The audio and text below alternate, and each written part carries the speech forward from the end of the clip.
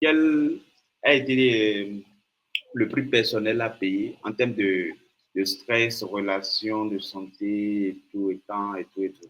Ok, en fait, le fait de devenir, de tenir bon dans le trading, quel a été le prix personnel à payer pour ça, c'est ça. Voilà, à payer. Ouais, ouais. Écoute, je pense que le trading, comme dans tous les domaines de la vie, quand tu veux être différent des autres, tu payes un prix, hein, et tout. Tu vas payer, ça c'est clair, tu vas payer bien même, et tout. Donc, en gros, déjà, personnellement, tu vas perdre des amis, ce qui est clair, parce que aujourd'hui, tel que j'ai tendance à le dire, quand tu fais quelque chose bien, quand tu fais quelque chose qui est bien et que tu essayes d'être différent des autres, forcément, tu vas attirer des regards. Et les regards, tu vas en attirer de deux types, les bons et les mauvais. Et il faut être prêt à manager les deux avec, avec pression. Donc, pour moi, déjà, le prix que j'ai eu à payer, c'est que, première des choses, c'est qu'il y a eu beaucoup de regards qui se sont centrés sur moi. Et par exemple, si tu vas sur ma chaîne YouTube, bon, c'est vrai que j'ai supprimé pas mal de vidéos et tout de mes débuts, mais si tu vas sur ma chaîne YouTube, tu vas te rendre compte que mes premières vidéos que je faisais, je ne montrais pas mon visage, tu vois, parce que je voulais quand même garder une intimité, en fait. Je voulais quand même garder une vie privée concernant le domaine de la finance et tout. Donc, j'avais aussi beaucoup de passion, comme moi, par exemple, je suis très bon athlète, tu vois, un peu. J'aime tout ce qui est extrême, les sports extrêmes et tout ça. Et j'avais l'intention de développer mon image par rapport à ce côté-là. Un truc qui est très bête, hein, tu vas jamais me croire, mais dis-toi que je me suis lancé sur TikTok au même moment que Kabilem. Et dans ce temps-là, c'était même pas TikTok, ça s'appelait Musicali. Donc, dans ce temps, moi, j'avais déjà un compte sur Musicali et je faisais du contenu sur Musicali avant même que Musicali ne devienne TikTok. Et qu'est-ce qui s'est passé? Moi, j'avais vraiment envie de développer mon contenu et mon audience autour d'une image un peu chill, tu vois, un chill guy qui aime bien faire sa vie tranquille, le sport, tout ça. Peut-être même, pourquoi pas, la comédie, le sens de l'humour et tout ça, tu vois. Mais dans le trading, dès le moment où j'ai commencé à exceller et tout, le trading en lui-même, j'ai pas eu à faire beaucoup de sacrifices. J'ai eu à faire des sacrifices avant d'être rentable dans le trading. Donc, c'est pas le trading qui va changer quoi que ce soit. Mais le sacrifice est venu dès le moment où j'ai commencé à me montrer sur les réseaux. Tu vois un peu. C'est à partir de ce moment-là que moi, le sacrifice a vraiment commencé à peser sur moi.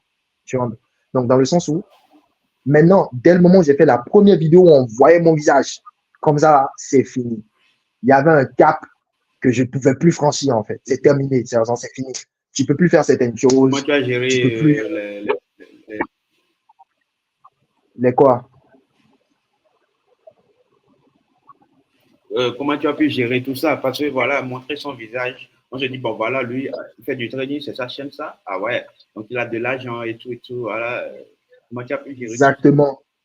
Exactement. En fait, c'est là même que les vrais problèmes ont commencé, tu vois. Donc, c'est juste pour vous mettre un peu dans le contexte, tu vois. Moi, mes problèmes, genre les sacrifices que j'ai eu à faire, c'était pas vraiment en soi lié au trading en lui-même parce que, en vrai, le trading, tu fais ton truc dans ta chambre, tu n'emmerdes personne, tu vois. Donc, voilà, si tant que tu ne décides pas de te montrer en tant que trader, t'as pas de problème, tu vois, un peu. Voilà. Écoute. Mais c'est le moment où tu commences à te positionner sur les réseaux comme étant un trader professionnel. Tiens, là, c'est autre chose, tu vois, un peu. Là, ça prend une autre dimension. Parce que tu auras toutes les mains qui vont venir vers toi déjà pour te demander. Là, les gens vont venir en mode pour te demander. Et tout, parce qu'ils savent que tu en as un peu plus. Là, maintenant, les potes qui te voyaient de façon normale, vous pouvez vous voir jouer aux jeux vidéo et tout ça, bah, ça commence en fait à te considérer à un point où tu te dis, en fait, cette considération-là, c'est hypocrite, en fait. Parce que non, tu n'as pas besoin de ça. Donc, en gros, ça change l'atmosphère de la manière dont tu te sens, en fait, avec les gens. Tu vois, ça change l'atmosphère. Moi, par exemple, pour te dire petite anecdote, un jour, je suis allé rendre visite, en fait, à mon oncle qui m'a vu grandir, qui m'a vu en slip dans la maison, là, et tout, tu vois. Mais mon oncle et tout, il me voit un jour et il s'abaisse pour me saluer. J'ai dit, mais c'est pas possible. C'est pas possible, en fait.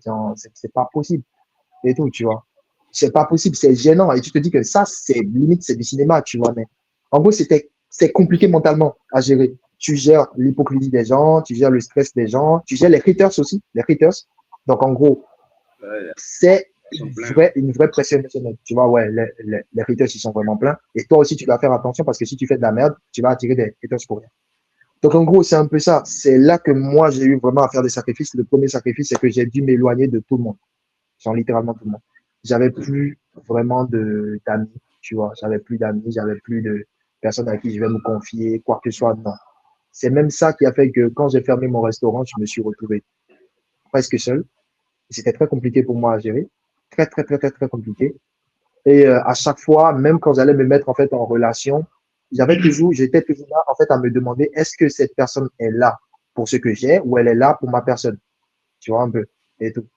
Donc, au bout d'un moment, même dans les relations, ça m'a affecté. Ça m'a énormément, en fait, affecté et tout ça. Et le fait de vivre tout ça, en fait, et tout, il y a eu beaucoup de répercussions négatives sur moi. J'ai commencé à me renfermer sur moi-même. J'ai commencé à ne plus voir des gens et tout, et je suis devenu complètement casanier. Je ne sortais plus pour voir des gens et tout. Donc, je pense que c'est là même les vrais problèmes ont commencé, quand j'ai commencé à me montrer. Mais après, quand tu acceptes les choses, tu vois, quand le déclic est venu, je me suis dit, bon, écoute, faut assumer. Maintenant, c'est le moment d'assumer, quoi. Tu vois, tu vas plus, faut assumer à 100%. Donc, c'est à partir de ce moment-là que je me dis, écoute, allons à 2000%, quoi, tu vois. Allons à 2000% dedans. Donc, pour moi, ça a été les sacrifices que Est-ce j'ai que eu tu à as, faire ça. Est-ce que quoi? tu as regretté tes sacrifices? Je pense pas Tu as qu'il y ait un regretté. vrai, je pense pas qu'il y ait un vrai entrepreneur qui regrette ses sacrifices ou ses choix. Je pense pas. Chabelle, tu nous parles un peu de toi, tes sacrifices et tout? D'accord.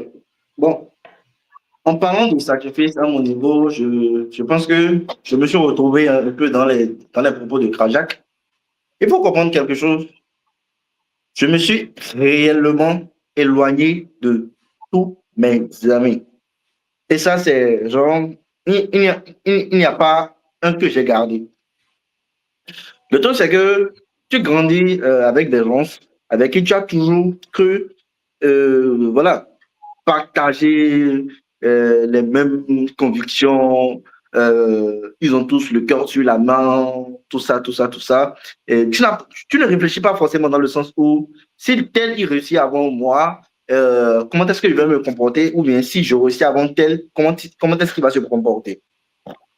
Donc, déjà, avant que moi, ma rentabilité ne commence en training, j'avais certains types d'amis où, voilà, c'était des sorties tout le temps, c'était, tu vois, on était toujours en mode chill, quoi. Quand ma rentabilité a démarré, ce que j'ai remarqué, c'est que quoi, forcément, quand tu commences pas à gagner de l'argent, tu commences pas à prendre soin de toi, tu commences pas à faire certaines choses. Et ça attire réellement le regard sur toi. Qu'est-ce qui s'est passé avec ces amis-là? Il y en avait qui comptaient sur moi. Mais en vrai, tu ne peux pas tout faire. Tu ne peux pas tout faire. Et le simple fait de pouvoir expliquer à quelqu'un que ce truc que tu attends de moi, je ne peux pas te le faire, il n'essaie pas forcément de le comprendre.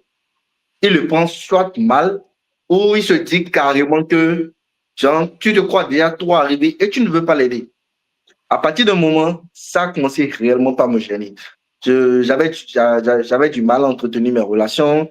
Je préférais ne plus répondre aux gens. Je préférais, voilà, carrément m'éloigner de ces amis-là. Et j'en ai perdu tous sur le chemin. Tous ceux avec qui je traite aujourd'hui, soit j'en suis que ce n'est pas des gens avec qui j'ai fait le chemin, c'est des gens que j'ai découverts sur mon chemin de rentabilité, c'est des gens à qui peut-être j'ai appris appris le trading. Et aujourd'hui, nous travaillons ensemble, nous avançons ensemble et sont un peu rentrés dans mon intimité. Donc, j'en ai fait des amis. Le second, c'est que c'était au niveau de la famille. C'est au niveau de la famille. Quand tu gagnes de l'argent et tu le montres, forcément, il y a des gens qui vont venir vers toi. À l'époque, je ne m'étais même pas encore lancé sur les réseaux en tant que tel. J'avais mes profils Facebook, tout ça, mais je ne faisais pas de contenu trading. Je parlais plus de moi-même, chill, quoi, ce que j'ai toujours fait depuis le collège. Et sur WhatsApp, j'étais réellement présent. Présent dans quel sens? Je postais mes gains. Quand je sortais, j'allais à tel lieu, je postais, voilà. L'euphorie du trader rentable, je postais presque tout. Donc, qu'est-ce qui s'est passé? Tous mes cousins, bon, je ne vais pas dire tous, ces cousins avec qui je suis plus ami et même avec qui, voilà, je n'ai pas réellement une intimité réellement, ils ont commencé par se rapprocher de moi. Au début, c'est les petits gestes qu'ils te demandent et tu ne trouves pas réellement le, comment on appelle ça, la force de refuser. Donc, tu acceptes, tu acceptes, tu acceptes, tu acceptes, tu acceptes. Et à un moment donné, ça devient de trop. Soit c'est un prêt que tu fais, soit c'est un prêt que tu fais et on ne te le rend pas. Et on a encore le courage de revenir vers toi pour en demander un autre. Et il y a un truc que j'explique souvent aux gars avec qui je travaille et à ceux que j'accompagne. Dès le moment où vous devenez rentable, si vous commencez par jouer au Père Noël, soyez-en sûr que vous allez encore chuter. On doit être digne avec nos finances. Ça, c'est clair, surtout le trader. Parce que lui, son outil principal de travail, ce n'est pas les analyses, hein, c'est l'argent. Parce que quand il n'a pas l'argent, il ne peut pas générer de l'argent. Ça, c'est le trader. Donc, à partir du moment où tu acceptes ça, à partir du moment où tu rentres ça dans ta vérité, les gens vont forcément pas te voir. Mais il faut l'accepter. Au début, j'avais du mal. Carrément, je n'arrivais pas à dire non, surtout quand ça venait de la famille. Jusqu'à ce que, sûrement, il y a certains de mes éléments qui sont dans le live, qui sont au courant de ça. J'ai eu à supprimer mon compte WhatsApp. Le compte WhatsApp que j'avais à l'époque. Je l'ai carrément supprimé. Et j'ai disparu de WhatsApp pour un bon moment. Parce que en 3 jours, il y a forcément quelqu'un qui vient vers toi pour te demander ton aide. Maintenant, tu refuses, on prend mal, tu essaies de lui expliquer que tu ne peux pas même à hauteur de tel, il le prend mal. Donc, je n'arrivais réellement plus à gérer ça. J'avais l'habitude de parler avec la mère et les conseils qu'elle me donnait, genre, quand j'appliquais réellement, je ne voyais pas réellement ce que je voulais. Pourtant, c'est des personnes à qui je tenais, comme amis, comme famille, comme amis, des personnes à qui je tenais. À un moment donné, qu'est-ce que j'ai fait? J'ai disparu de WhatsApp, j'ai supprimé le compte WhatsApp, voilà. J'ai pris réellement du recul. Mais à un moment donné, je me suis dit la vérité. Est-ce que pour le style de vie que tu veux, est-ce que pour le standing de vie que tu veux, tu fuiras toujours devant ce type, devant ce type de réaction, en fait? Je me suis dit non. Donc, qu'est-ce que j'ai fait? J'ai réactivé un autre WhatsApp, bien sûr. J'ai redonné les contacts. J'ai commencé par animer ma page Facebook. Ils me voyaient à nouveau, les gens m'écrivaient, mais cette fois-ci, je m'en foutais de tout le monde, en fait. OK, vous ne voulez pas accepter que je ne suis pas votre Père Noël, je m'en tape un peu. Pensez ce que vous voulez, attaquez-moi sur les réseaux comme vous le voulez, mais bon, moi j'avance. Je ne regardais réellement plus derrière cette fois-ci, je me foutais de tout le monde. Et il y a une règle que tous ceux qui sont dans ma communauté aujourd'hui savent. On ne s'approche pas de Charbel pour lui demander de l'argent. Non. Quelle que soit la personne que tu es, tu ne t'approches pas de moi pour me demander de l'argent. C'est catégorique, quoi. J'ai commencé par réellement être dur avec mes finances, et voilà. Aujourd'hui, je ne regrette pas d'avoir pris cette décision-là. Je ne regrette pas du tout d'avoir pris cette décision-là. Quand je regarde en arrière, il y a beaucoup de personnes que j'ai perdues. Mais quand je regarde où je suis aujourd'hui, je me suis dit, ça en valait la peine. Ça en valait la peine. Donc, je pense qu'en termes de prix à payer, c'était plus ça en fait. Ce n'était pas lié au trading. C'était réellement les après-rentabilités, comme Kranjak l'a dit. Ça a été réellement dur. Ça a été réellement dur pour moi encaisser. Je n'avais plus réellement quelqu'un avec qui je pouvais me confier et tout. C'était réellement compliqué. Mais voilà. Aujourd'hui, je célèbre réellement tout ça, quoi. Ah ouais. Et donc, du coup, il n'y a pas un moment et tout qui te dit, bon voilà, tes anciens amis, camarades et tout, tu aimerais passer encore ce genre de temps avec eux, des moments comme ça, voilà que tu n'es plus avec eux. Forcément, tu le veux. Hein. Forcément, tu le veux. Mais nous sommes dans une société, et si je peux me le permettre, béninoise, où c'est un peu compliqué. Quand bien même tu as envie de te rapprocher, je te raconte, je fais rapidement une parenthèse. Tu as vu ces gens de qui je me suis éloigné à l'époque là. Par la suite, il y a un de tous ceux là qui s'était lancé en e-com. Bon, depuis toujours, il était dans l'e-com, mais voilà, il n'avait pas explosé, tout ça, tout ça. Donc, par la suite, il a commencé par générer des revenus. À l'époque, on n'était plus en contact, je m'étais déjà éloigné de lui. Donc, il a commencé par générer des revenus. Il a commencé par faire également des vidéos, tu vois. Donc, j'ai commencé par voir. Je voyais, mais je ne disais rien, en fait. Tranquille, quoi. J'étais content. Le truc, c'est qu'un jour, j'étais là, il est venu m'écrire. Je lui ai répondu automatiquement. Le soir, là, on a passé plus de 2 heures en appel. On discutait. Parce que et là, je ne peux pas comprendre la chose, en fait. Parce que lui-même, il vit la même réalité que moi. Tu vois, il vit la même réalité que moi. Aujourd'hui, là, maintenant, c'est quelqu'un qui fait beaucoup de voyages. Il est tantôt ici, il est tantôt là. Et cette relation qu'on a, disons que ça a même avancé. Aujourd'hui, on s'appelle plus pour parler d'opportunités. Aujourd'hui, on s'appelle plus pour se motiver, pour d'ici, pour d'ici, pour d'ici. Mais les autres, en fait, je ne sais pas que je les juge, hein, mais quand tu viendras même vers eux, cette fois-ci, ils ne vont pas l'accepter parce qu'ils vont se dire que, genre, tu te prends pour peut-être quelqu'un que tu n'es pas et que voilà, genre, tu veux en fait les frustrer, tu vois. Tu vois, donc quand tu regardes tout ça, ça fait réellement mal, mais tu vas pas regretter, ça te fait mal. Tu prends ce mal-là, tu prends ton essence et tu avances simplement. Je pense que c'est la vie qui est faite ainsi. Hein. On n'atteint pas forcément quelque chose sans pour autant sacrifier quelque chose sur le chemin. Tu ne sacrifies rien, tu n'auras rien. Ça, c'est clair.